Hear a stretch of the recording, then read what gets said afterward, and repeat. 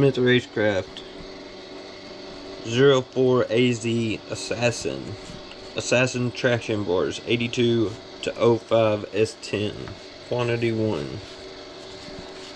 from Dallas, Texas.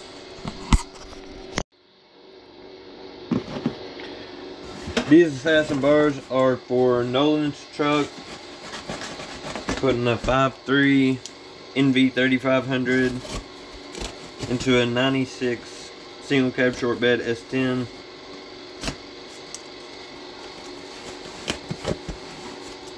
My personal build is the Sin 10 1988 single cab short bed, 2-wheel drive, lowered, and I've got assassin bars on it. And to be honest, the assassin bars is one of the most notable upgrades that I could actually feel a difference, a major difference.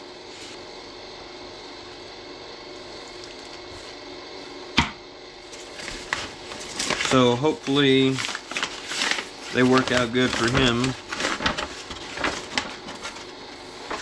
This is the main rod. Very nicely packaged.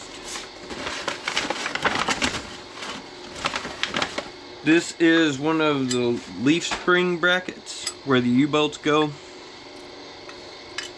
This right here, another one of my favorite things about these assassin bars versus Caltrax, is they have a tie down bracket built in. So like this will be under the vehicle underneath the axle, and you can strap this down to the trailer.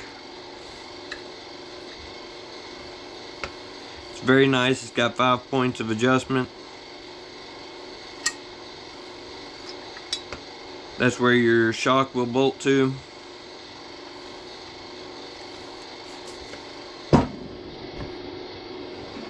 I haven't done a whole lot of racing. Matter of fact, I didn't even have them on there the last time I went to the track.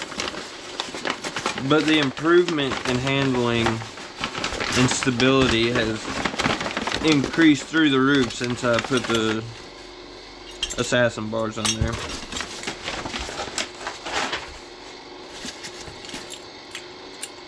This goes at the front of your leaf spring.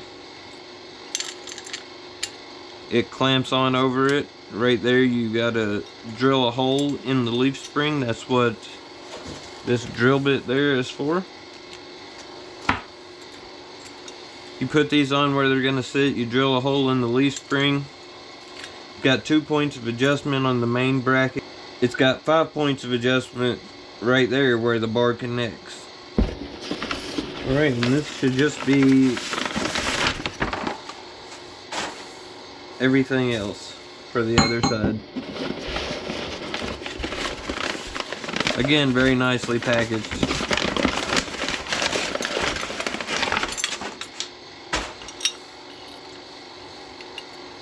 Very good quality too. Like, look at that.